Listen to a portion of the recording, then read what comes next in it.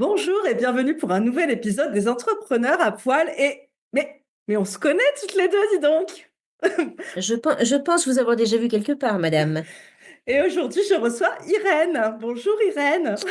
Bonjour Céline, merci de m'inviter à Eh bien nouveau. écoute, à nouveau, avec grand plaisir, est-ce que tu peux te présenter pour les gens qui n'ont pas la chance de te connaître? Non, comment se fait-il? Comment peut-on? Non, je plaisante bien sûr. Donc, je suis Irène Combre, je suis la créatrice de la Maison du Deuil Animalier, accompagnante du deuil animalier, formatrice. Voilà. Et, Et coach éventuellement, puisque je fais aussi du coaching pour celles qui le souhaitent après le deuil de leur animal, bien sûr. et donc, si tu devais résumer ton métier en une seule phrase, qu'est-ce que tu dirais? Je dirais que c'est le plus beau métier du monde parce que j'allie ma passion pour les animaux et l'accompagnement des êtres qui souffrent. D'accord. Et comment justement il est né cet engagement pour accompagner le deuil animalier? Alors, je pense vraiment qu'il est né grâce à mes animaux, grâce à tous ceux que j'ai perdus. Et je pense que les uns après les autres, ils se sont dit, c'est pas possible, il a toujours pas compris la dame. Oh là là, on va être obligé d'en prendre un autre. Terrible! Bon, et la dame, après 34 animaux, non, après 33 animaux perdus, s'est dit, c'est peut-être un signe.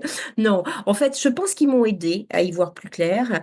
Et quand j'ai voulu changer de métier et être coach, je me suis dit, voilà, donne un sens à ton coaching, à changer de métier juste pour être coach. Et le sens, c'était allier ce métier que j'aimais à une passion que j'ai toujours eue, le lien animal-humain, qui me paraissait très important. Et quand on a fait le premier épisode, donc on a parlé vraiment du métier, du deuil animalier, et Oui. tu disais que tu avais un projet de proposer des formations auprès des pros pour les aider à accompagner leurs clients dans le Oui, deuil animalier. Donc, tu en es où dans ce projet, dis-moi? eh bien, j'ai la chance, je l'ai commencé début 2024, j'ai créé ma formation. Il y a donc des personnes qui m'ont fait confiance, et ouais, qui m'ont fait confiance et qui se sont formées à l'accompagnement du deuil animalier et qui ont avancé sur ce chemin et j'en suis tellement contente. Alors, je suis pas fière parce que pour être fière, la seule personne dont tu peux être fière, c'est toi-même, mais je suis touchée. Que ces personnes Mm. m'aient fait confiance et qu'elles aient elles-mêmes cheminé.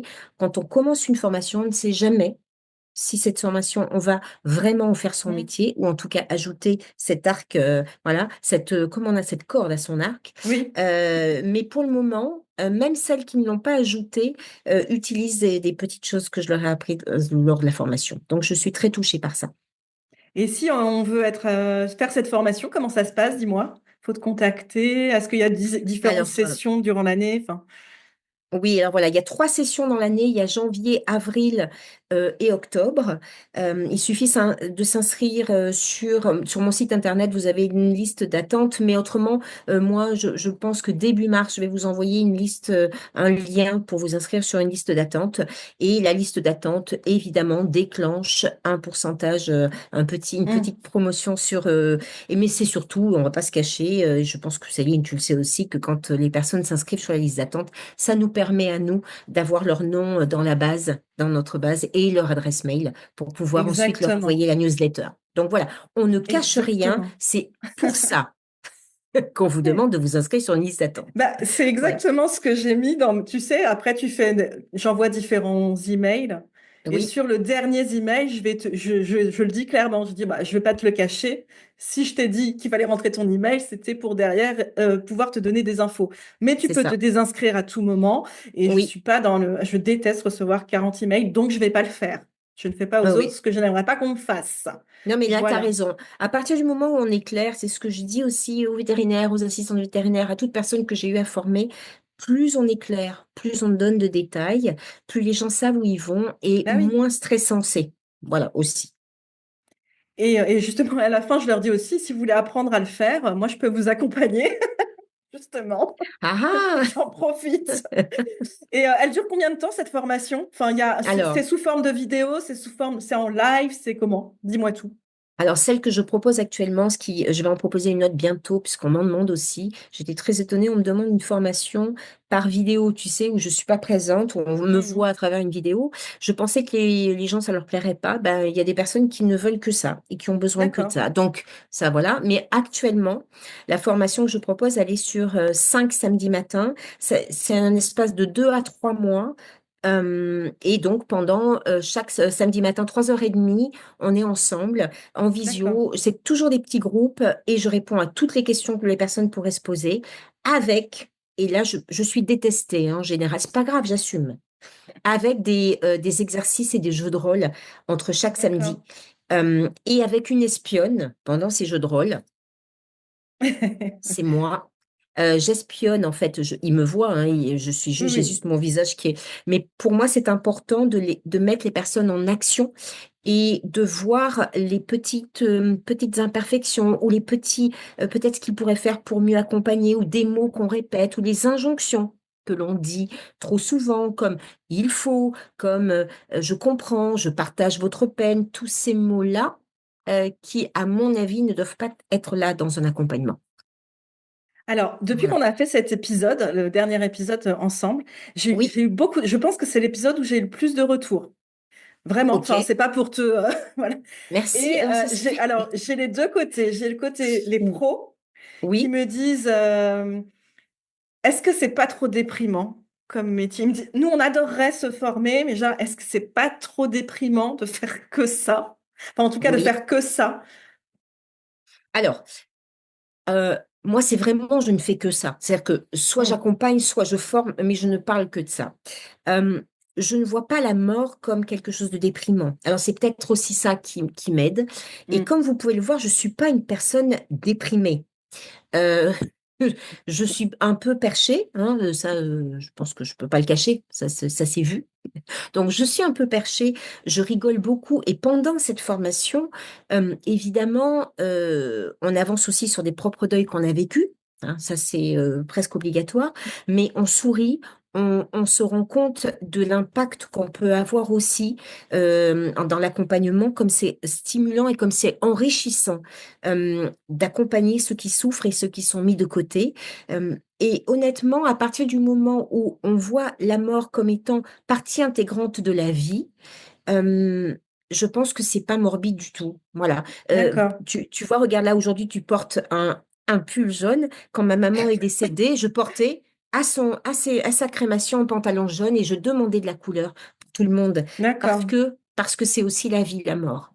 Voilà. Et du coup, donc ça, c'est le côté pro. Et j'ai le côté perso. Ça, Oui, je t'en ai pas parlé. Je savais que parler de ce côté pro. Où j'ai notamment une amie qui me oui, dit, mais Céline, comment je fais? Moi, ça fait 10 ans que j'ai perdu mon chien et j'ai rien. Je n'arrive pas à m'en remettre. d'accord. Et donc, comment elle peut s'en remettre? C'est Ouais, c'est peut-être. ça. Alors déjà, est-ce qu'on s'en remet? Je C'est dirais que peut-être ça euh, le. voilà. Je Faut pense qu'elle que se si elle, dise qu'elle s'en remettra pas, entre mais guillemets. je Mais... pense que les mots qu'on se met aussi dans la tête sont importants. Je n'arrive pas à m'en remettre. Tu le sais, je le répète assez souvent. Pour moi, faire son deuil, mais c'est un rêve. Jamais de la vie vous ferez votre deuil. Moi, j'aime dire qu'on le porte notre deuil et on l'emporte quand on s'en va. Voilà, on porte D'accord, la personne et elle vit à travers nous quelque part. Tant que nous, on est là pour qu'on pense à elle, pour ces mots, que ce soit la personne ou l'être qu'on a perdu. Donc, un animal, tant qu'on pense à cet animal, qu'on parle de lui, euh, qu'on le fait vivre à travers nous, hmm. il ne meurt pas vraiment et je vais l'emporter avec moi jusqu'au dernier moment. Voilà. Donc, faire son deuil, c'est illusoire. Si les gens vous disent, je n'ai toujours pas fait votre deuil, la réponse est, c'est normal. Voilà. Bah, c'est Alors, parfait. Écoute, hein, voilà. si Gabi nous écoute, voilà, Gabi, Voilà. tu as ta réponse. C'est normal. Par contre, on peut faire un travail de deuil qui peut permettre d'atténuer, d'atténuer ces émotions qui sont très, très Hmm. haut perchées. En l'occurrence, pour Gabi, euh, il va falloir juste qu'elle en parle encore et encore, qu'elle pose des mots, qu'elle fasse vivre cet animal de nouveau. Parce qu'apparemment, c'est parce qu'elle ne l'a pas assez fait au début Peut-être. Hmm. que maintenant encore, c'est si compliqué pour elle d'en parler. Ok, eh ben écoute, je mettrai ça en extrait pour qu'elle le voit bien. S'il te plaît, oui. Et justement pour les pros, alors cette fois-ci pour les pros qui hésiteraient à faire la formation parce qu'ils ont peur de trop s'impliquer émotionnellement, qu'est-ce que tu dirais? Est-ce que justement, bah justement, faut le faire ou est-ce que, enfin voilà, comment on se blinde, comment on, voilà. Dis- Alors, je suis une personne très émotive. Vous voyez, même dans mes jeux de rôle, quand je joue, moi, la personne endeuillée, je m'effondre. Donc, Mm. alors je sais que c'est un rôle, hein, et je joue pas mon propre rôle. Je m'effondre. Donc, c'est quelque chose qui me touche. Euh, ne pas être sensible, si vous ne l'êtes pas, ne soyez pas accompagnant du deuil animalier. Donc, moi, je vais dans Oui, l'opposé. Euh, oui, oui. je pense que pour accompagner, euh, il faut avoir cette émotion. Il faut pouvoir accompagner, il faut pouvoir ouvrir. Alors, je pense que ce qui m'aide aussi, c'est mes cheveux gris, c'est mon côté un peu maman, où les gens se sentent un peu dans un cocon. C'est très important d'installer un cocon, d'installer un endroit dans lequel on a presque envie que la personne vous prenne dans les bras. Mm. Et je le dis, moi, je le dis vraiment, je suis émue parce que vous me dites, votre histoire me touche. Et voilà, donc j'en suis désolée parce que c'est moi qui suis émue, alors que je devrais pas, à partir du moment où on ne s'effondre pas. Et pour ne pas s'effondrer, pour moi, il y a un seul conseil, et ça c'est vraiment un conseil que je donne, ne pas arrêter de partager. On peut comprendre, enfin on peut entendre la peine de l'autre, mais dès qu'on passe de je partage votre peine, on partage la peine avec des gens qu'on connaît, on Mm. partage la peine avec des proches. Et là, on est dans une sympathie, dans une compassion à l'autre. Euh, si on essaye d'aider et de trouver des solutions pour cette personne, on rentre dans de compassion beaucoup trop lourde et cette compassion peut vous amener à une fatigue de compassion. Et c'est là où on met un warning. Dans la formation, j'en parle. Je parle vraiment à chaque module, en tout cas 4 des modules, je parle des points d'attention, de vigilance à avoir quand on accompagne quelqu'un pour aussi se protéger, pour ne Oui. pas... les personnes en face de nous, ce ne sont pas des amis. Voilà, Mm. ce sont des gens qui sont tristes et qu'on a envie d'accompagner. Je ne suis pas, et encore une fois, une autre chose, un autre point, je ne veux pas être leur béquille. Je veux juste être l'épaule, la personne qui marche à côté, Mm. où la personne peut un peu s'épauler sur moi. Si je deviens sa béquille, je prends en quelque part, c'est presque une dépendance affective que la personne avait avec son animal. Si d'un coup, il devient dépendant affectif de moi, j'ai raté. Et là, j'ai échoué. Voilà. Pour moi, la D'accord. personne doit rester autonome. Et toutes les personnes peuvent rester autonomes tant qu'on leur dit qu'on est à côté au cas où. Ok, ok. Et bon, si tu as écouté mes différents épisodes de podcast, tu le sais en ce moment, Oui, il y a quelque chose qui revient dans les métiers oui, animaliers. Donc, comme tu le sais oui, aussi, il n'y a pas d'encadrement. oui, Et donc, il y a des profils qui émergent, qui arrivent de nulle part, qui n'ont, on ne sait pas d'où ils arrivent. Et puis, oui. bah, il n'y a pas de diplôme ou il n'y a pas vraiment de compétences. Est-ce que tu as remarqué ça aussi dans les accompagnants du deuil animalier? Vu tes yeux, Oui, j'ai l'impression que oui. oui.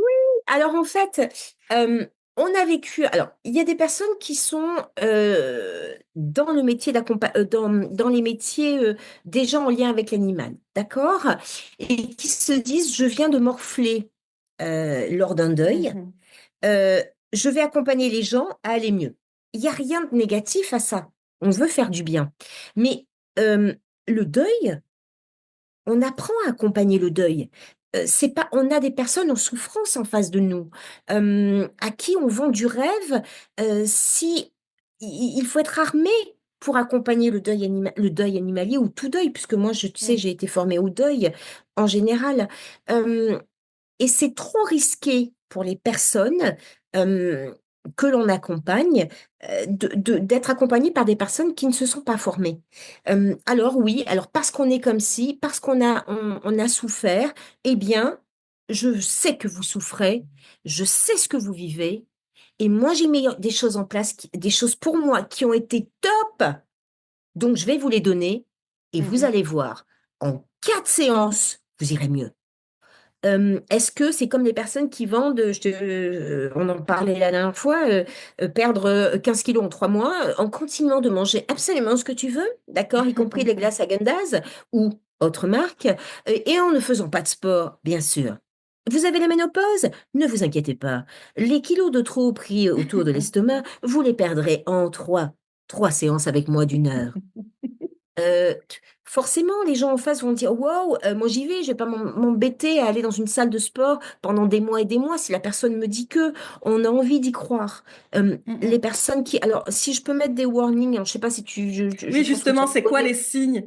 Voilà, c'est Ok. quoi les signes si demain je vais être accompagnée? Bon, je sais que moi je viendrai te voir, mais imaginons, je veux voir quelqu'un d'autre. Alors, Ça va être quoi euh, qu'est-ce que je dois regarder? Alors déjà, regardez un peu qui elle est, regardez le nom de sa société ou son nom, regardez sur société.com si cette personne existe déjà et en quoi elle existe, dans quel métier elle existe aussi. Vous avez tout à fait le droit de demander à la personne, mais ça on ne le fait jamais, quel est son numéro de tirette. Alors, les gens lui Hmm. disent de quoi elle me parle. Ok, alors la personne, elle va avoir un numéro de tirette parce qu'elle fait un métier. Ok, ça me va. Et la deuxième question, comment t'es-tu formé, comment vous êtes-vous formé à l'accompagnement du deuil animalier et auprès de qui? Alors, moi, j'ai fait tel métier et je sais exactement ce que vous ressentez. Oui, madame, mais comment vous êtes-vous formé à l'accompagnement du deuil en général Hmm. et ou du deuil animalier et auprès de qui? Et Euh, justement, auprès de qui d'ailleurs on se forme?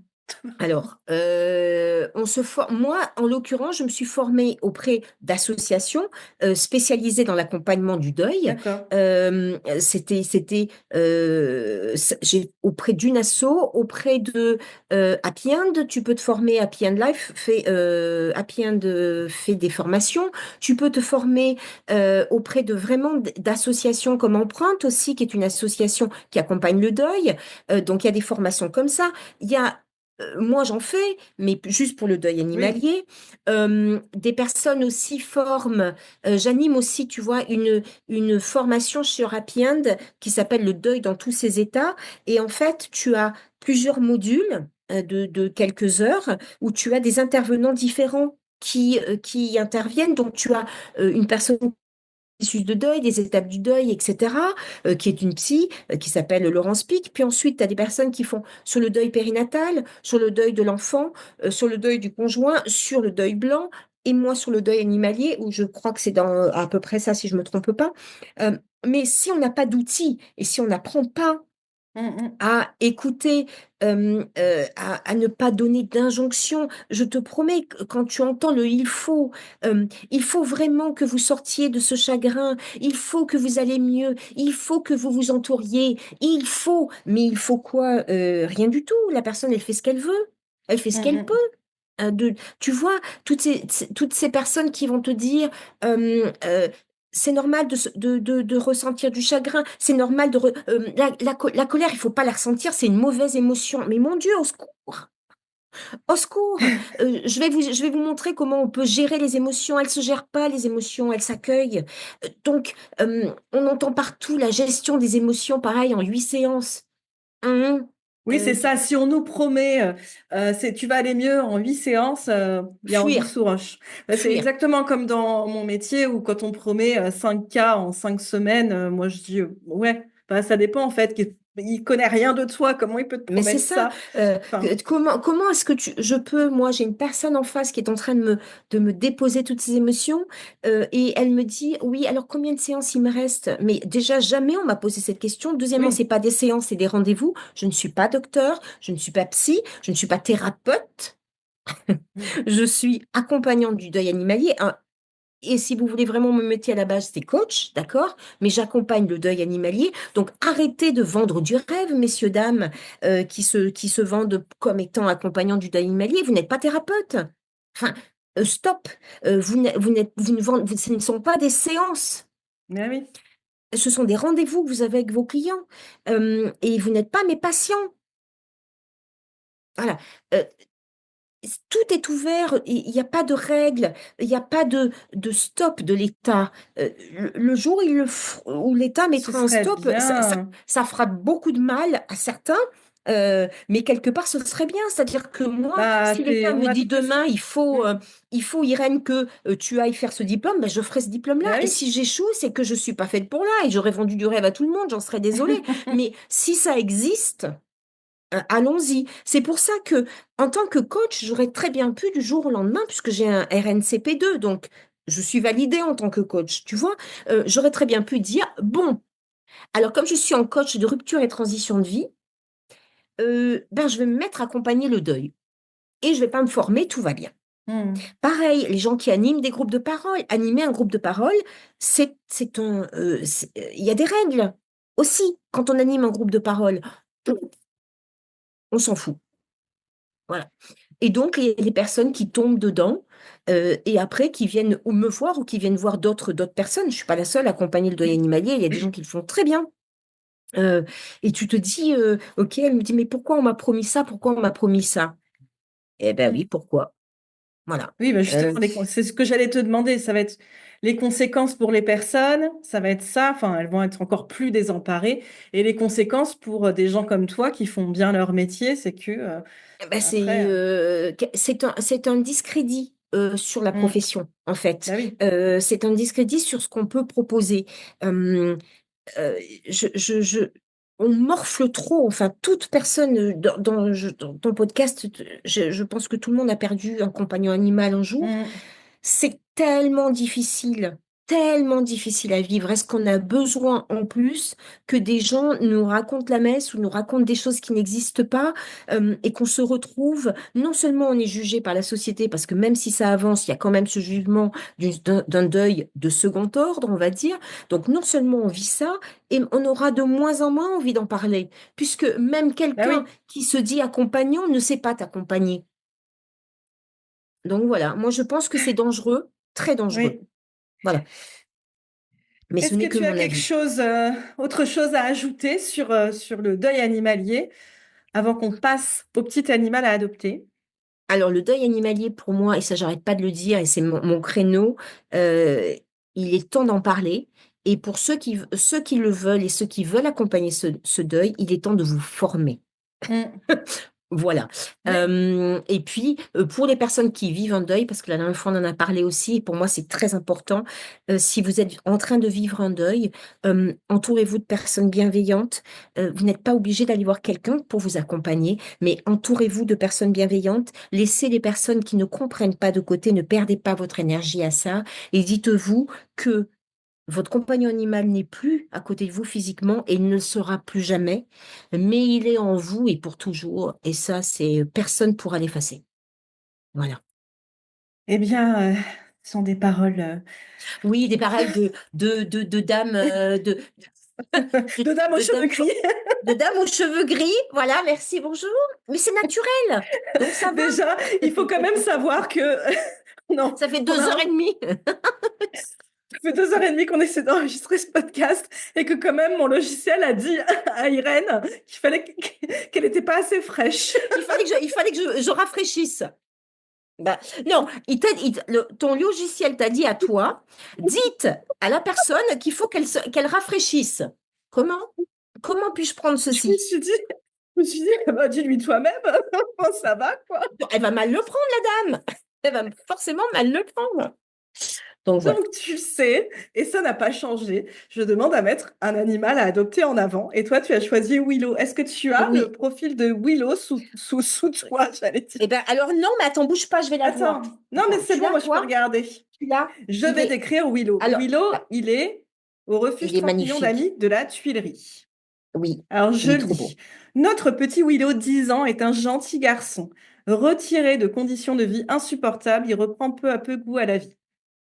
Complètement perdu à son arrivée, il commence à connaître son petit monde de soigneur. Il apprécie ses petits repas confectionnés spécialement pour lui. Il faut dire qu'avec 3 dents seulement, les repas doivent être adaptés.